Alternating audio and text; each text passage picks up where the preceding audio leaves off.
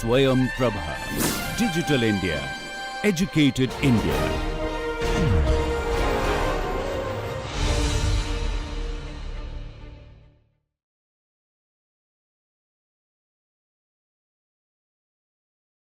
Module 37, Lecture 37. So now we will be concluding with the last chakra of this Mela Ragamalika that we have been learning in the past modules. The last chakra is the 12th chakra, is Aditya, and the Mela Ragas that are covered in this chakra are Sucharitra, Jyotis Swarupini, Dhatu Ardhani, Nasika Bhushani, Kosalam and Rasika Priya. This is a completely a Vivadi chakra actually, where all the Mela Ragas are Vivadi. Other than the Shadja, Panchama and the Pratimadhyama, the Rishabha Gandhara variety taken by the Ragas in this chakra are Shakshut Rishabha and Antra Gandhara. Sucharitra takes Shuddha Daivata and Shuddha Nishada. Jyotis Swarupini takes Shuddha Daivata and Kaisika Nishada. Dhatu Vardhani takes Shuddha Daivata and Kakali Nishada. Nasika Bhushani takes Chatushruti Daivata and Kaisika Nishada. Kosalam takes Chatushruti Daivata and Kakali Nishada. And Rasika Priya takes Shatshruti Daivata and Kakali Nishada. We will sing the Chittaswaram of Chitrambari to establish a connection and then proceed to Sucharitra. The metronome speed will be 65 BPM. Da pa da pa pa ma ga ga ri ri ga ga sa ri ri sa ga ri ga ma pa pa ma vichitra barisha varada bhaga ni sa ri ga ga ri sa ri sa ni da ni pa pa da pa ma ga pa ma ga ma ga ri ri sa Sucharitra mukha Bhakta Sangita Sucharitra mukha Bhakta Sangita Sucharitra mukha Bhakta Sangita Sucharitra mukha Bhakta Sangita Sucharitra mukha Bhakta Sangita Sucharitra mukha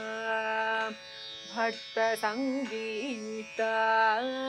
Sucharitra mukha Ritavadya Sucharitra mukha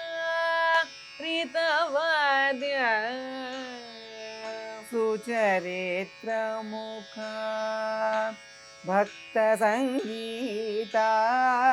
Sucharitra mukha Ritavadya Sucharitra mukha Bhakta Sangita Sucharitra mukha Ritavadya Sucharitra mukha Bhakta Sangita Sucharitra mukha Ritavadya Sucharitra mukha Bhakta Sangita Sucharitra mukha Ritavadya Sani sani sani sari sari sari ri Kama pama pama pada pama gari ri sa Sucharitra mukha Bhakta Sangita Sani sari sari sari ri Kama pama pama pada pama gari ri sa Sucharitra mukha Bhakta Sangita Sani sani sani sari sari sari ri Gama pama pama pada pama gari ri sa Sucharitra mukha భక్త సంగీత సరి సరి సని సరి సరి సరి రి comma పమ పమ పద పమ గరి రి సా సుచరిత్రముఖ భక్త సంగీత ని సరి రి గమ పద పమ గమ ప దని ని స ని సరి రి స ని దని ద పమ జ్యోతి స్వరూపిణి ని సరి రి గమ పద పమ గమ ప దని ని స ని సరి రి స ని దని ద పమ జ్యోతి స్వరూపిణి. The last phrase was Jyoti Swarupini, which takes Shuddha Daivata and Kaisiki Nishada. We will once again sing the Chittaswaram of Sucharitra and proceed to Jyoti Swarupini. Sani sani sani sari sari sari ri గమ పమ పమ పద పమ గరి రి సా Sucharitra Mukha Bhakta Sangita Ni sari ri గమ పద పమ గమ ప దని ని స ని సరి రి స ని దని ద పమ Jyoti Swarupini Tvayi Prasanne జ్యోతి స్వరూపిణి త్వయి ప్రసన్నే. Jyoti Swarupini Tvayi Prasanne జ్యోతి స్వరూపిణి త్వయి ప్రసన్నే. Padi Swarupam Yumnatyam పాదే స్వరూపం ఇంద్రాద్యం. Jyoti Swarupini Tvayi Prasanne Padi Swarupam Yumnatyam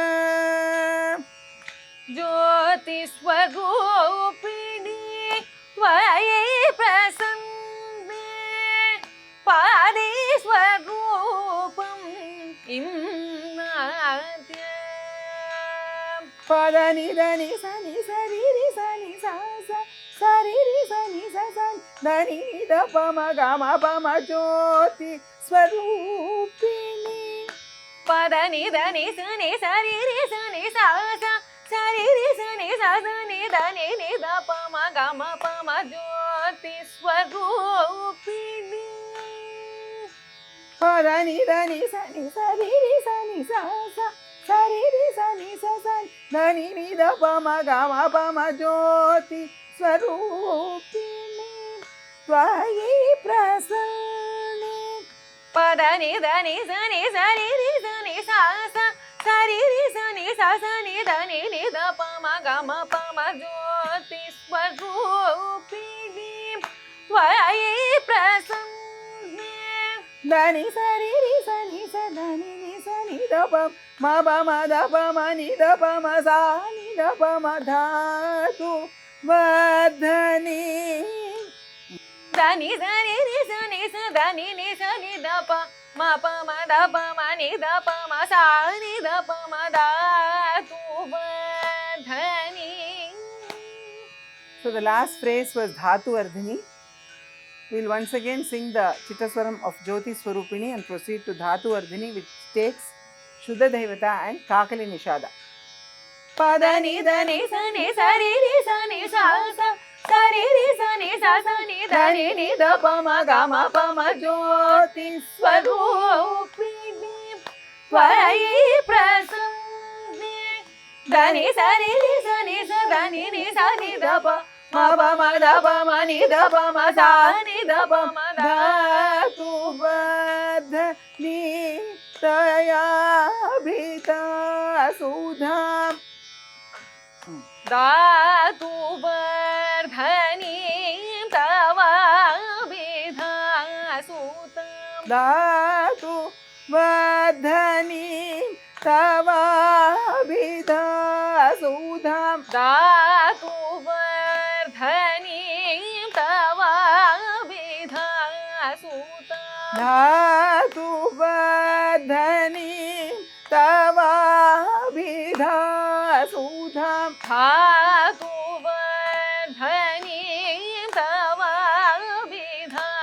सुधां पादुकामिनी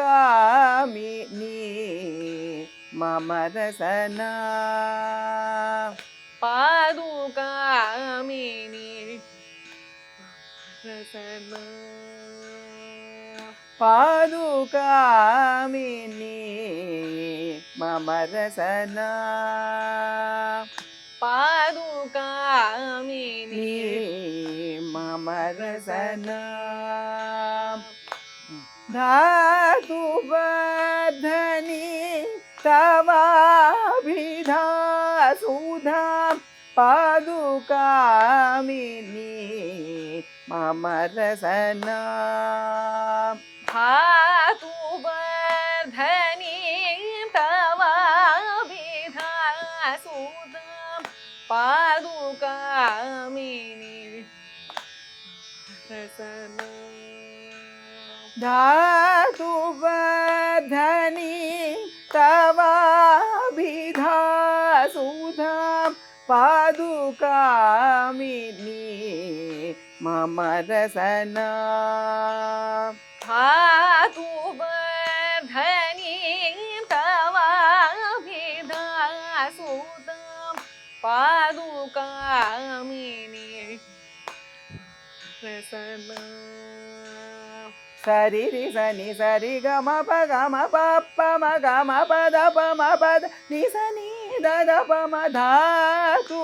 वर्धनी तवाभिधा सुधां सरि रि सनि सरि ग म प ग म प प म ग म प द प म प द नि स नि द प म धातु वर्धनीं तवाभिधा सुधां सरि रि सनि सरि ग म प ग म प प म ग म प द प म प द नि स नि द प म धातु वर्धनी तवाभिधा सुधां सरि रि सनि सरि ग म प ग म प प म ग म प द प म प द नि स नि द प म धातु वर्धनीं तवाभिधा सुधां ग म प द नि स नि द प म ग म प द नि द नि स नि द प म ग ग म प द नि स नि द प म ग म प द नि द नि स नि द प म ग ग म प द नि स नि द प म ग म प द नि द नि स नि द प म ग ग म प द नि स नि द प म ग म प द नि द नि स नि द प म ग. The last phrase was Nasika Bhushani. Nasika Bhushani and Dhatuvardhani take entirely different Dhaivata Nishada combination. Nasika Bhushani takes Chatushruti Dhaivata and Kaisiki Nishada, whereas Dhatuvardhani has Shuddha Dhaivata and Kakali Nishada. So we'll once again sing the Chittaswaram of Dhatuvardhani and proceed to Nasika Bhushani. Sari ri sa ni sa ri ga ma pa ga ma pa pa ma ga ma pa da pa ma pa da ni sa ni da pa ma dhatu vadhani tavavidha sudam ga ma pa da ni da pa ma ga ma pa da ni da ni sa ni da pa ma ga sukhe nasika bhushanam hi sada सुखेन नासिका भूषणं हि सदा सुखे नासिका भूषणं हि सदा सुखेन नासिका भूषणं हि सदा सुखे नासिका भूषणं हि सदा सुखेन नासिका भूषणं हि सदा सुखे नासिका भूषणं हि सदा सुखेन नासिका भूषणं हि सदा मुखे नासिके वविवसना मुखे नासिके वविवसना मुखे नासिकेव विवसना मुखे नासिकेव विवसना सुखे नासिका भूषणं हि सदा मुखे नासिके विवसना मुखे नासिका भूषणं हि सदा मुखे नासिके विवसना सुखे नासिका भूषणं हि सदा मुखे नासिके विवसना मुखे नासिका भूषणं हि सदा मुखे नासिके विवसना गिरि सनि धनि सा नि धनि सरि ग म प ग म प द प म ग सुखे नासिका भूषणं हि सदा गिरि सनि धनि सरि ग म प द प म ग सुखे नासिका भूषणं हि सदा म प द नि धनि सरि रि सनि धनि द प म प म ग म प द नि कोसल पूज्यम् आगं हित्वा. So the last phrase was Kosalam, and Nasika Bhushani takes Chaturshruti Devata and Kaisiki Nishada, and here we see the next Meda Raga Kosalam, which takes Chaturshruti Devata and Kakali Nishada. We will once again sing the Chittaswaram of Nasika Bhushani and proceed to Kosalam. Riri sa ni dhani sari ga ma pa da pa ma ga sukhe nasika bhushanam hi sada ma pa da ni dhani sari ri sa ni dhani da pa ma ga ma pa da ni kosala paswagam pujyam agam hitva कोसला पस्वा पूज्यं हित्वा कोसल पस्वा पूज्य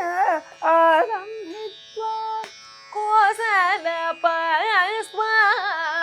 पूज्यं हित्वा सभापते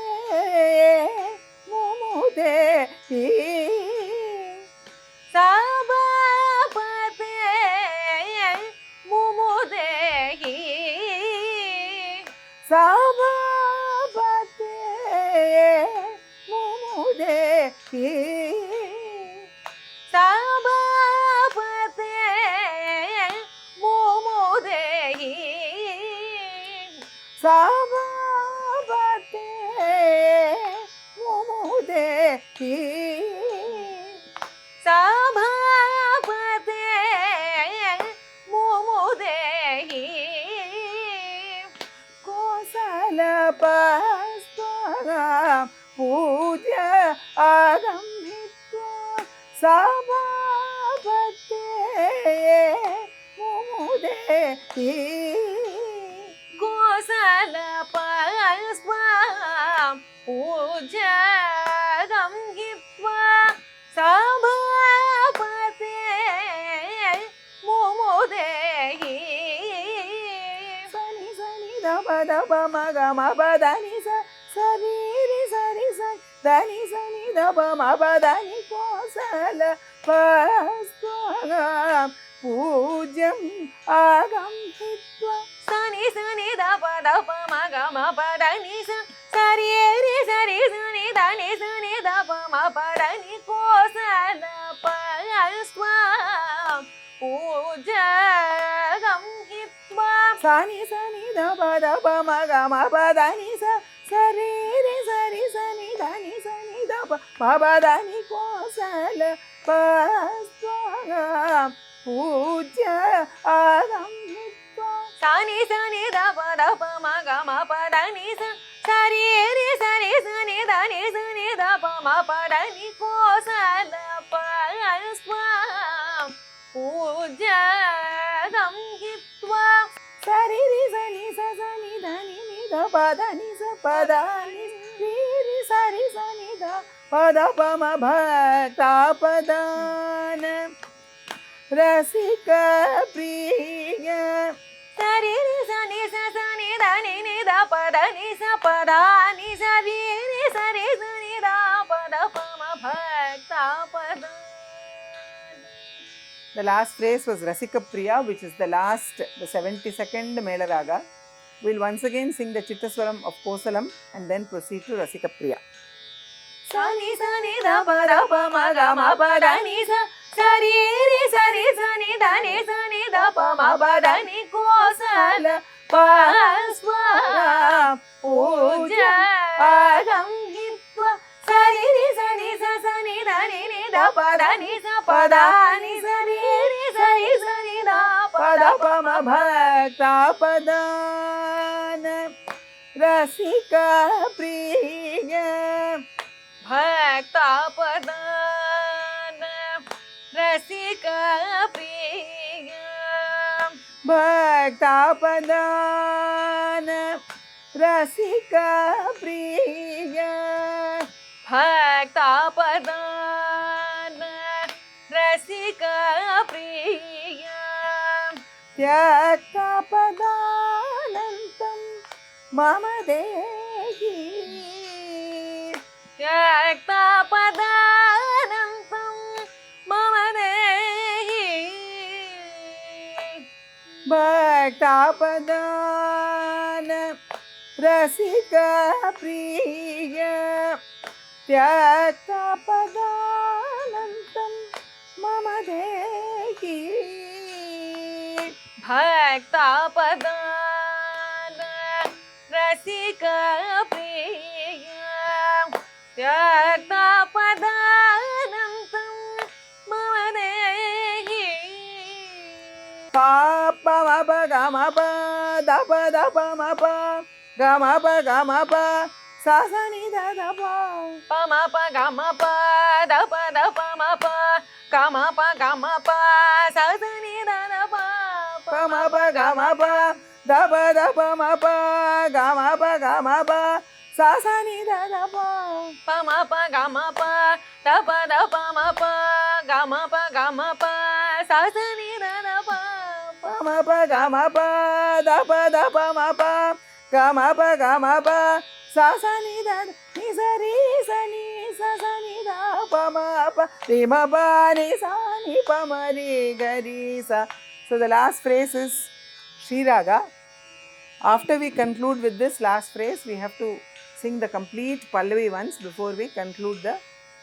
Mela Raga Malika. We'll once again sing the Rasika Priya Chittaswaram and then complete with the Pallavi. Pa pa ma pa ga ma pa da pa ma pa ga ma pa sa sa ni da pa भक्ता padana rasika priya. Once again. Pa pa ma pa ga ma pa da pa ma pa ga ma pa sa sa ni da pa भक्ता padana rasika priya. Pa pa ma pa ga ma pa da pa ma pa ga ma pa sa sa ni da pa bhakta padana rasika priya. Ni sa ri sa ni sa sa ni da pa ma pa ri ma pa ni sa ni pa ma ri ga ri sa pranatati kara prabho purare pranavarupa sampade pade pranamami Shri pranamami Shri ಪ್ರಣಮಾಮಿ Shri ಪ್ರಕೃತಿ ಪ್ರೇರಕ ಪ್ರಮದ ಗಣಪತೆ ಪದೇ ಪದೇ. ರಿ ಗರಿ ರಿ ಗರಿ ಸನಿ ಸರಿ ಸರಿ ಸನಿ ಪನಿ ಸನಿ ಪಮ ಪನಿ ಸರಿ ರಿ ಗರಿ ಸಾ ರಿ ಮರಿ ಪ ಮನಿ ಪನಿ ಮ ಪ ಮನಿ ಪ ಸನಿ ಸನಿ ಗರಿ ಗ ಸರಿ ನಿ ಸ ಪನಿ ಮ ಪ ರಿ ಗರಿ ಮ ತಾಂ ತಾಂ ತಗಣಗ ಧೀಂ ಧೀಂ ಧಿಮಿ ತರಿ ಗಿಡ ತಗ ತರಿ ಗುಡು ತಡ್ಡೀಂ ಡೀಂ ಗುಡ್ ತಗ ಧಿಮಿ ತಗ ತರಿ ಗಿಡ ತಗ ಜಂ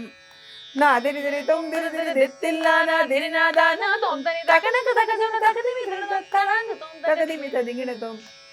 So we'll once again sing the Chittaswaram of Rasika Priya and conclude with the Pallavi. Pa pa ma pa ga ma pa da pa ma pa ga ma pa sa sa ni da na pa ta pa da na Rasika Priya ni sa ri sa ni sa sa ni da pa ma pa ri ma pa ni sa ni pa ma ri ga ri sa pranatati kara prabho purare pranava rupa sampade pade pranamami Shri Prakriti Preraka Pramada Ganapate Pade Pade. Ri gari sani sari sa sari sani pani sani pa ma pani sari ri gari sa ri mari pa mani pani ma pa mani pa sani sani gari ga sari ni sa pani ma pa ri gari ma tam tam ತಗಣಗ ಧೀಂ ಧೀಂ ಧಿಮಿ ತರಿ ಗಿಡ ತಗ ತರಿ ಕುಡು ತಡ್ಡೀಂ ಡೀಂ good ತಗ ಧಿಮಿ ತಗ ತರಿ ಗಿಡ ತಗ ಜಂ ನಾ ದಿರಿ ದಿರಿ ತೊಂ ದಿರಿ ದಿರಿ ದಿತ್ತಿಲ್ಲ ನಾ ದಿರಿ ನಾ ದಾನ ತೊಂ ತನಿ ತಗಣಗ ತಗ ಜೋಣ ತಗ ದಿಮಿ ತುಳದಂ ತಳಂಗ ತೊಂ ತಗ ದಿಮಿ ತದಿಗಿಡ ತೊಂ ಪ್ರಣತಾತಿ ಕರ ಪ್ರಭೋ ಪುರಾರೆ ಪ್ರಣವ ರೂಪ ಸಂಪದೆ ಪದೇ. So with this, we have concluded the complete Mela Raga Malika, which consists of 72 Mela Ragas, and it has an introductory Pallavi which is set to Sri Raga, and after every 2 chakras we have to go back to the refrain which is Pranatarti Hara. After 36 Mela Ragas, the Shuddha Mela Ragas are completed, we sing the complete Pallavi. And again, after the Pratimadhyama Mela Ragas are completed, we sing the Pranatarti Hara once again to conclude the complete composition. So this whole composition consisting of the Shuddha Mela Ragas and the Pratimadhyama Mela Ragas, Shuddha Madhyama Mela Ragas and the Pratimadhyama Mela Ragas constitute one whole composition which is known as the Mela Raga Malika, which has been composed by Mahavaidyanatha Shivan, and Ramaswamy Shivan has given some inputs into the composition where the transition from one raga to the other raga has been included by Ramaswamy Shivan. Thank you.